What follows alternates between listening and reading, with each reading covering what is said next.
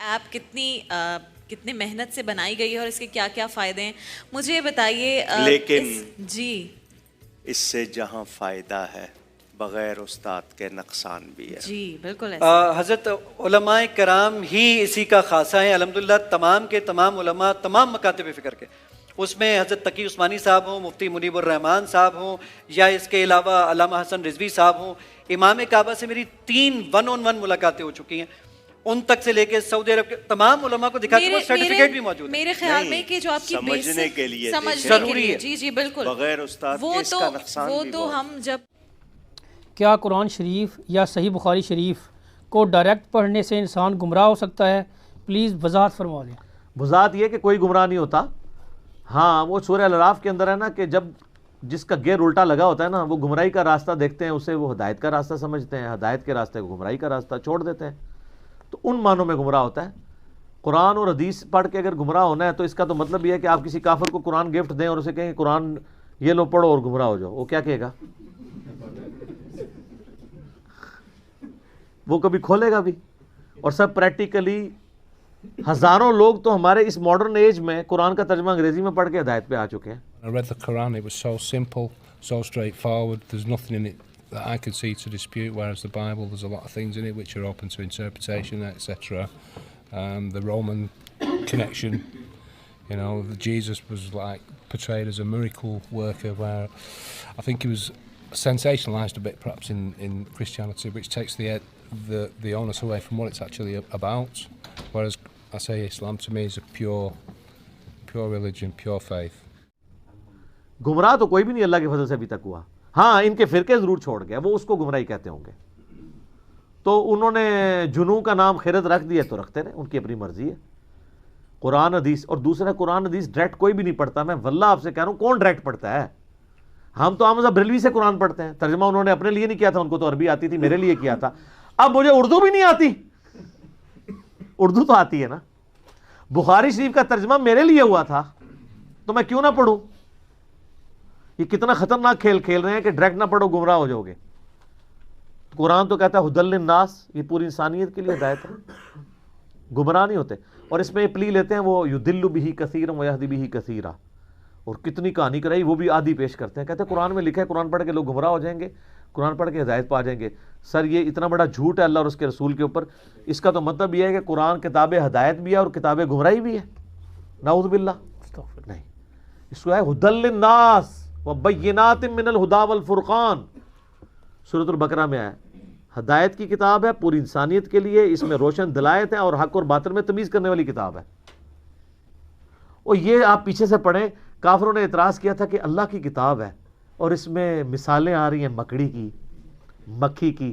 اللہ اتنا بڑا ہے، چھوٹی چھوٹی چیزوں کی مثال کیوں؟ تو اللہ نے اس کا جواب دیا کہ اللہ تعالیٰ اس بات سے حیا محسوس نہیں کرتا کہ وہ مچھر کی مثال دے یا اس سے کسی حقیر چیز کی. کیوں؟ اللہ کا مقصد کسی پہ علمی روب ڈالنا نہیں ہے، بات سمجھانا ہے. تو اللہ تعالیٰ چھوٹی چھوٹی مثالوں سے بیان کرتا ہے.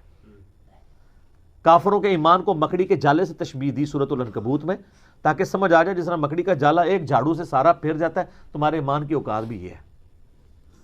تو اللہ نے فرمایا ہم یہ اس لیے کر رہے ہیں، اور اس طرح کی مثالوں سے ہم بہت سو کو گمراہ کر دیتے ہیں اور بہت سے لوگوں کو ہدایت دے دیتے ہیں. اور ساتھ ہے کہ ہم گمراہ نہیں کرتے، وما یضل بہ الا الفاسقین. فاسقوں کو گمراہی ملتی ہے. کیوں؟ فاسق اس کو نہیں مانتے اس لیے.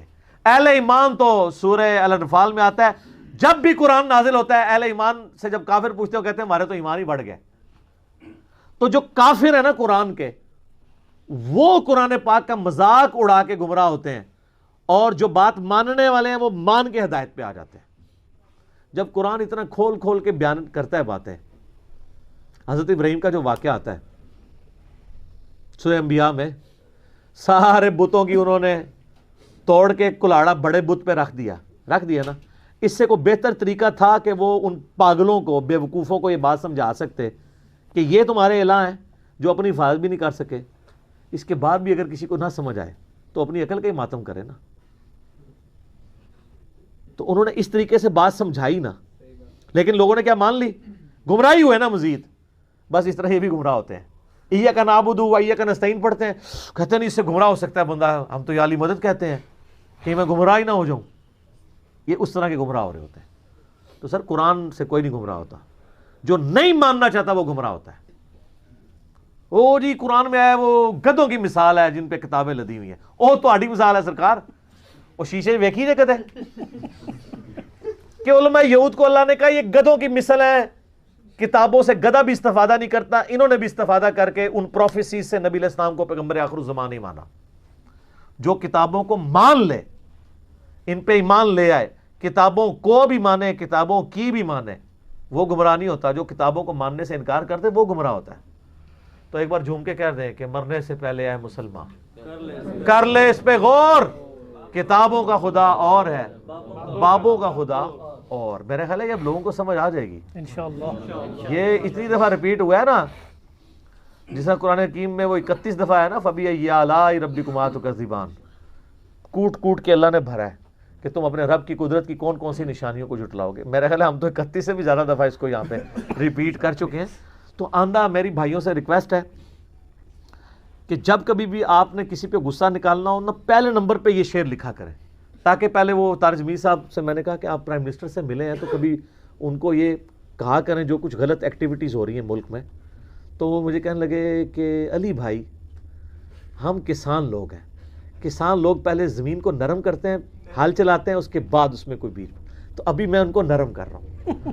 تو اس طریقے سے آپ بھی ذرا ان کو نرم کرنے کے لیے پہلا شعر لکھا کریں کہ مرنے سے پہلے اے پیارے پیارے مسلمان, میٹھے میٹھے اسلامی بھائی, کر لے اس پہ غور, کتابوں کا خدا اور ہے, بابوں کا خدا اور میرے بھائی جب تم یہ غور کرو گے تو پھر تم جھوم کے کہو گے کہ نہ میں وہابی, نہ میں بھابی, میں ہوں مسلم علمی کتابی. پھر یہ ان کو دوسرے والا جو شعر ہے یہ ہضم ہو جائے گا.